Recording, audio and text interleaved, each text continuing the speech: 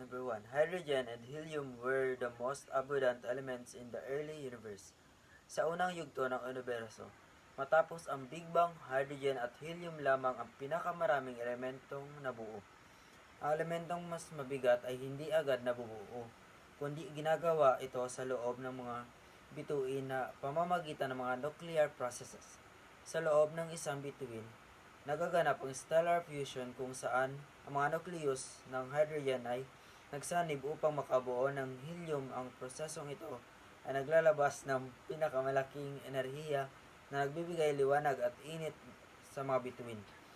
Habang tumatagal at uubos ang hydrogen, ang bituin ay pumapasok sa late-stage stellar evolution kung saan nagsisimula itong magsanib ng mas mabigat na elemento tulad ng carbon, oxygen, neon at hanggang iron. Sa malaking bituin, kapag ang fusion ay umabot na sa iron, hindi na ito makalilika ng enerhiya. Dahil ito ay guguho, ang bituin ay sasabog bilang supernova. Ang pagsabog na ito ay nabubuo na mga elementong mas mabigat pa sa iron tulad ng gold at uranium. At ikinakalat ang mga ito sa kalawakan. Ang mga elementong ito ay nagiging bahagi ng mga bituin, planeta, at maging mga buhay na organismo. Number 2. A molecule is shown with a central atom bound to surrounding atoms with different electronegativities.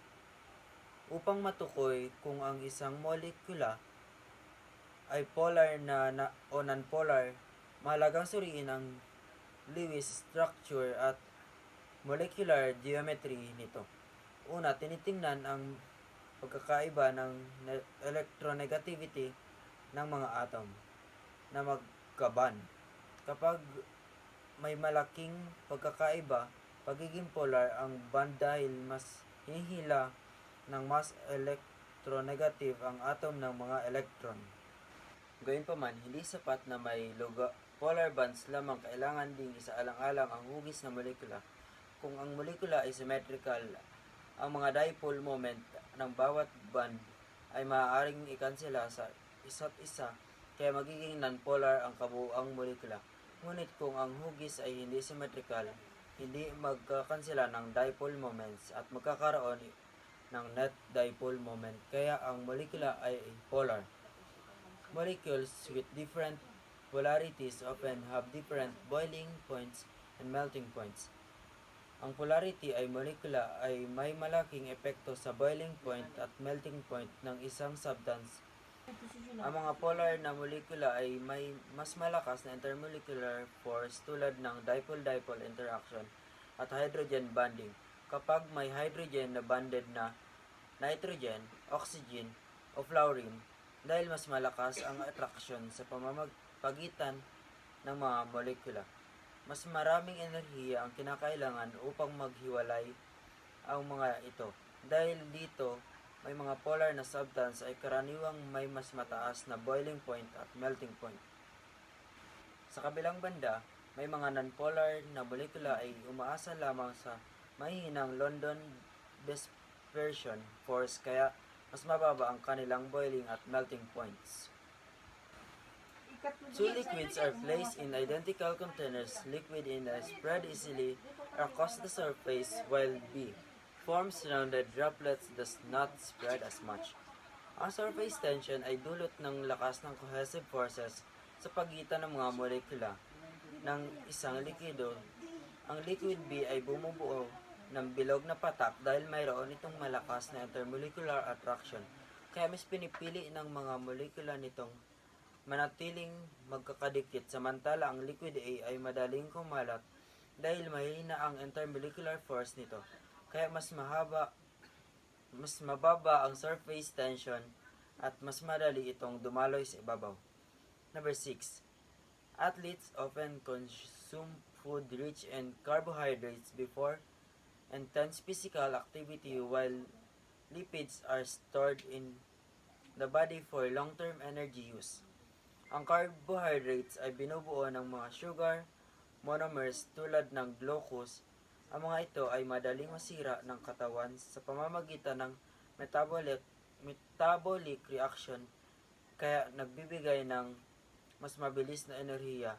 Ang liquid naman ay binubuo ng glycerol at fatty acid na may mahabang hydrocarbon chains. Dahil maraming carbon-hydrogen bonds, mas maraming enerhiya ang naiimbak sa mga ito. Kaya ang lipids ay ginagamit ng katawan para sa pamatagalang imbakan ng enerhiya, habang ang carbohydrate ay para sa aragang paggamit. Number 7. Two beakers contains the same chemical reaction. In the first beaker, the reactants are highly concentrated, while the second beaker, the reactants are diluted. Ayon sa collision theory, ang isang reaction ay nagaganap lamang kapag ang mga particle ay nagbabanggaan ng may sapat na enerhiya at tamang oryentasyon. Sa concentrated solution, mas maraming reactant particles ang nasa parehong dami ng solution. Dahil dito, mas madalas ang banggaan ng mga ito particle at mas mataas ang posibilidad ng effective collision. Kaya ang reaction sa concentrated solution ay mas mabilis kaysa sa diluted solution. Cook adds pineapple chunks to a tough piece of meat before cooking. After some time, the meat becomes noticeably before tender than meat cooked without pineapple. Pampalambot ng karne gamit ang pinya. Ang pinya ay naglalaman ng enzyme na may bromelain na ang isang catalyst. Ang catalyst ay isang substance na nagpapabilis ng reaksyon nang hindi nauubos. Pinapabilis ng bromelain ang pagkabasag ng mga protina sa karne sa mas maliit na bahagi. Dahil dito, mas mabilis lumalambot ang karne kumpara sa karne na walang pinya. Ito ay dahil sa bumababa ang activation energy ng reaction.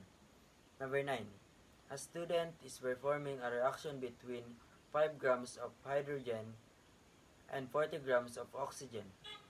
To produce after the reaction, she noticed not that all oxygen is used. Limiting ang reactant sa reaction ng hydrogen at oxygen. Ang balanced chemical equation ay 2 moles hydrogen at oxygen. 2 moles hydrogen, oxygen. Kapag kinumpara ang dami ng reactant, makikita na mas kaunti ang hydrogen kumpara sa oxygen dahil matapos ang reaction ay may natirang oxygen. Malinaw na hydrogen ang limiting reactant at ang limiting reactant ang unang nakaubos at siya ang natakda kung gaano karami ang produkto ang nabuo. Upang makuha ang dami ng tubig, kailangang i-convert ang mass ng hydrogen sa moles at gamitin ang mole ratio mula sa balance equation.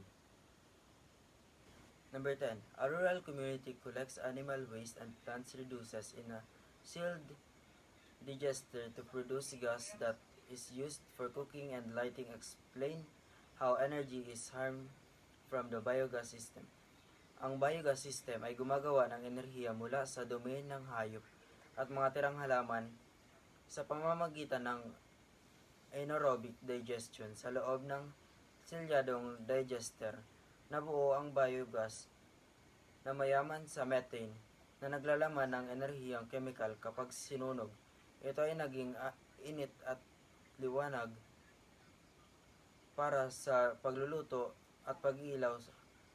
Ang airtight na digester ay pumipigil sa pagtagas ng gas, nagbibigay daan sa epesyenteng paggamit ng enerhiya.